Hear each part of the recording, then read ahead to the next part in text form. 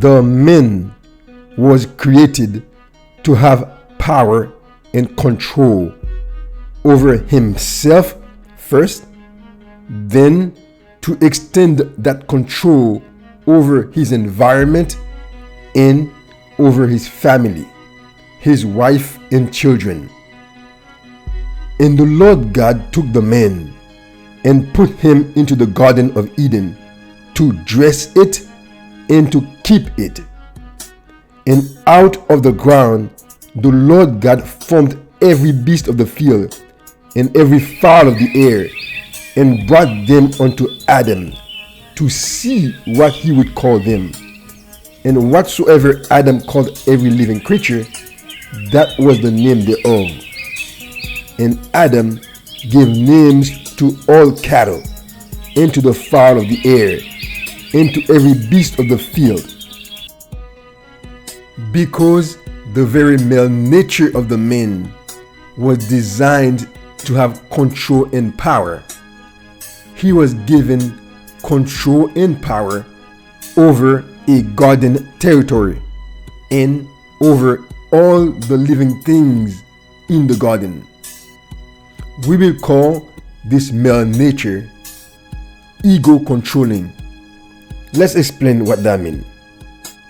In psychology, the ego is the self, particularly the conscious sense of self, the I. In its popular and quasi-technical sense, ego refers to all the psychological phenomena and processes that are related to the self and that comprise the individual's attitudes, values, and concerns. The word controlling is a broad word. It has many senses, many connotations, some of them good, some of them bad. But literally, there are three words that really describe what is meant by controlling. The first one is as in regulating. That is, to keep from exceeding a desirable degree or level. The other one is as in governing.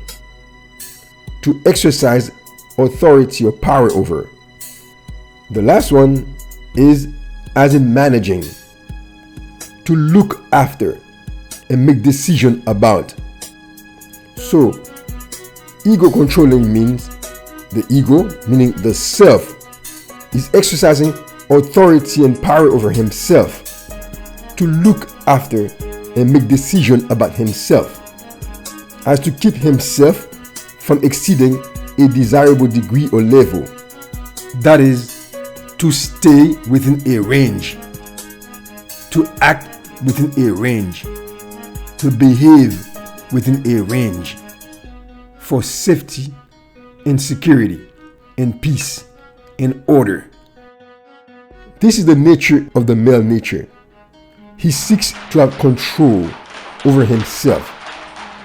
He seeks to have power and authority over his own life.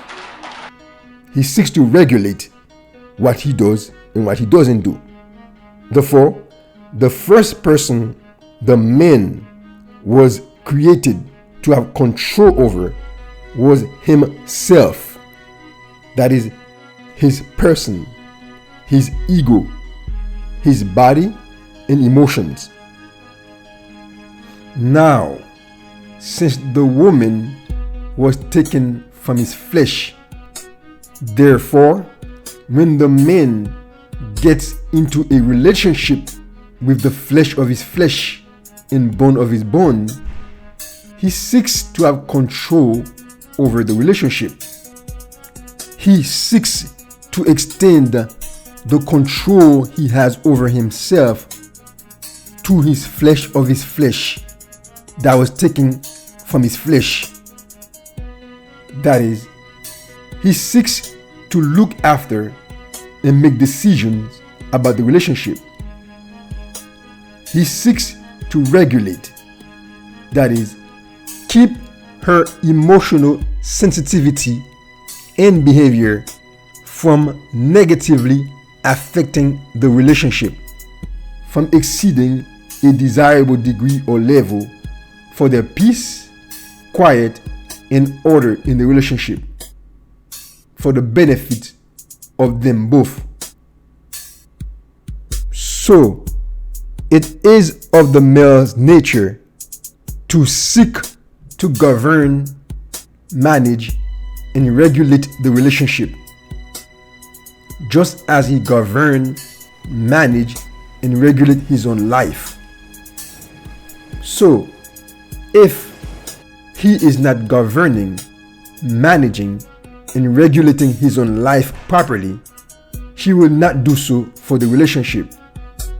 Therefore, a woman should pay attention to the man's life before she gets involved with him in a relationship, because the man will seek to govern, manage, and regulate the relationship in the flesh of his flesh, that is his woman, for what he believes to be good for both himself and his woman. So the man was given an ego-controlling male nature from the Creator himself, and by reason of the created design of his male nature, seeks control.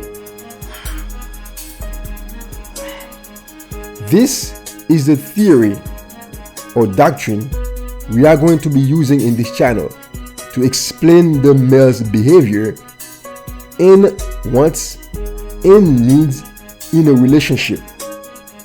Why do men want what they want? Why do men need what they need from the woman in a relationship? Next, we will look at the woman. Stay tuned.